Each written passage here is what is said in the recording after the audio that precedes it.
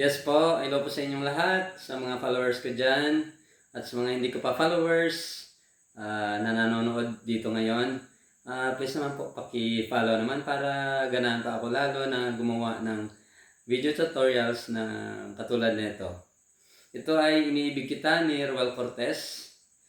Ito na, ituturo ko na. Naka-standard tuning yung gitara, may kapo sa 2nd fret. Tapos, sa mga beginners, index, middle finger, ring finger, pinky finger, thumb, tapos yung string number 1, 2, 3, 4, 5, 6, tapos yung fretboard natin. Yan, simulan na natin. Gumamit ako dyan ng sa intro A minor, D, tsaka G. Yan.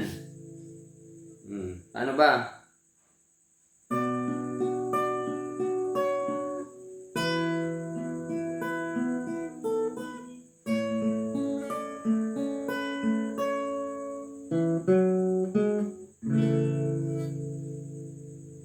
So, index finger nasa 1st, 2nd, and 3rd string ng 5th fret.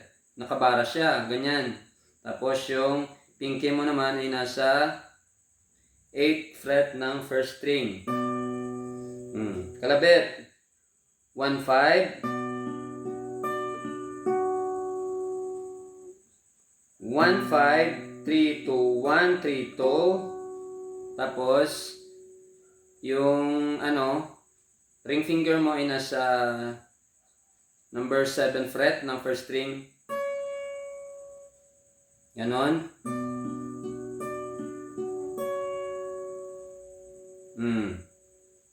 Tapos, palit na ng chord. D yan. Tapos, may dugtong lang dito. Yung pinky finger mo ay nasa 5th fret ng 1st string. Anong kalabit? String number 4 at string number 1 sabay, same stroke nung unang tinuro. Bali 1, 4, 3, 2, 1, 3, 2. Next.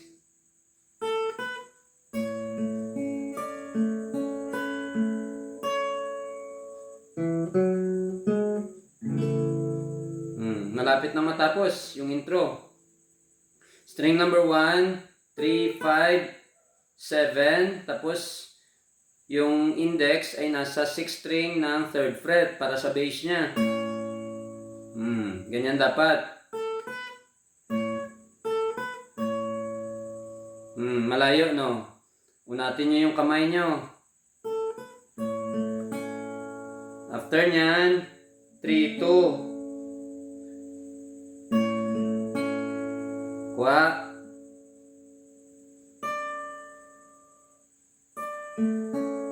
Ganyan.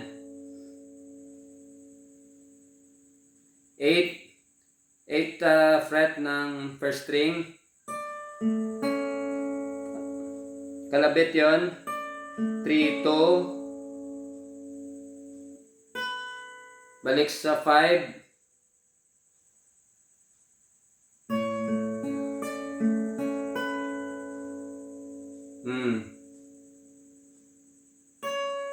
Tapos 7 ulit. Tama?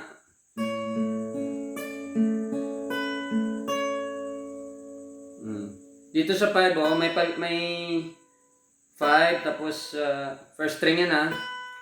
May kalabit pa pala dito sa 3rd string. Tapos 7. 1st string ng 7th fret. Ulitin lang yung video . Kuha nyo yan. Tapos G. Paano yun? Yung 4th string. Kalabit. Tapos 4th string ulit. 2nd fret. Tapos 4th string ulit ng 4th fret. G. Tapos na yung intro ha. Tapos na yung intro.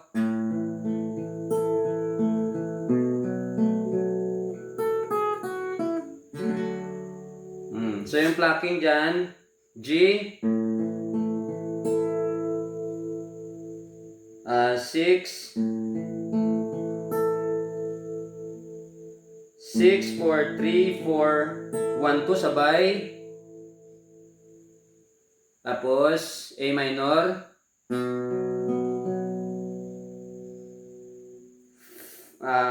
4, 3, 4.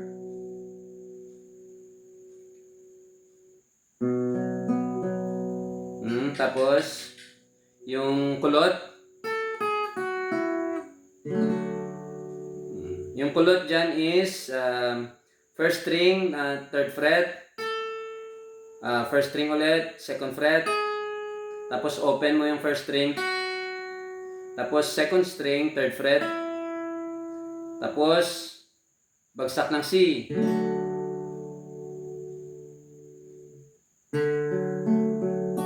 Same stroke ng ng plucking. 5, 4, 3, 4, 1, 2. Tapos balik sa G. Same stroke. 6, 4, 3, 4, 1, 2. Tapos may kulot dyan.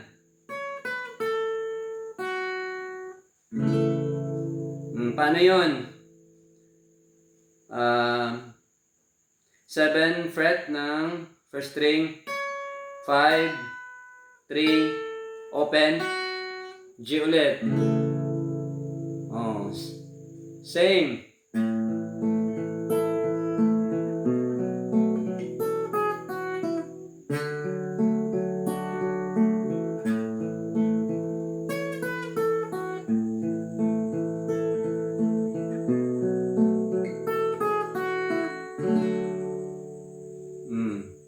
Ano pa ba yung pabalik-balik lang yan eh.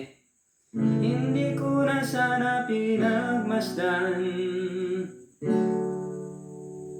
Yung chord baka hindi nyo alam. Meron ako dun sa sa video ko. Turo ko pa ba dito? G, hindi ko na yata pinagmasdan. A minor, C, ang iyong ganda. At hindi na rin pinansin pa. A minor, C, at ngiti mong may gayuma. G. Tapos, di ba may kulot din dyan?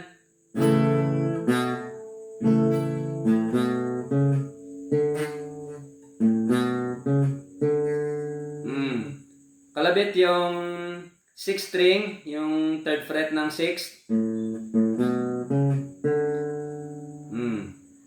6th string, 3rd fret, open yung 5th fret, tapos 5th fret ulit, number 2nd fret, tapos 3rd fret ulit ng 5th string,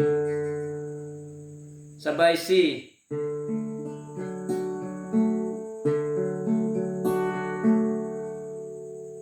Kuha yung strumming, yung plucking ko. 5, 4, 3, 4, 1, 2, 4, 3 ulit. Ganyan-ganyan ang stroke ha. Pagdating dito sa D, syempre yung baba. 4, 3, 2, 3, 1, 2. 4, 3, 2, 3, 1, 2. Tapos balik 3, 2. Yan lang yung pattern ko.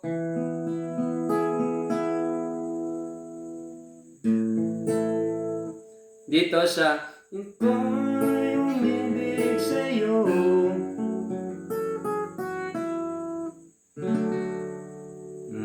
Turo pa rin yan. Hindi ako ibig sa'yo. Bali sa G. Ganito lang yung dyan, magkaiba yung yung plucking. Kasi umiba yung parang umiba yung tempo niya. 6, 4, 1, 2. Yan lang. Tapos lipat mo yung bass mo, yung index mo nasa 6th string ng second fret. O G kanina, di ba?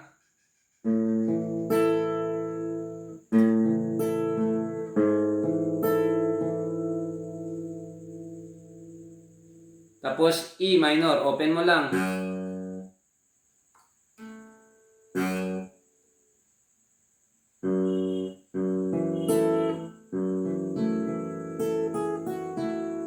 Tapos may kulot ulit.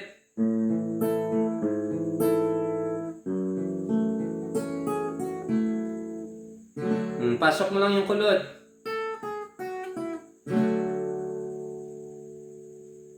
Kaya nyo na yan. Pakinggan nyo lang yung yung tinugtog ko. Tapos insert nyo tong mga tinuro ko dito. Makukuha nyo na yan. Ano pa ba hindi ko na ituro? Naituro ko na lahat. Wala namang na.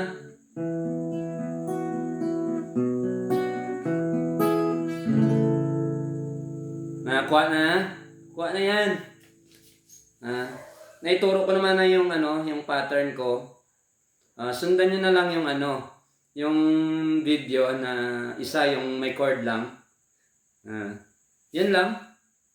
Kuha nyo na yan sige. Thank you sa panonood. Hanggang sa muli.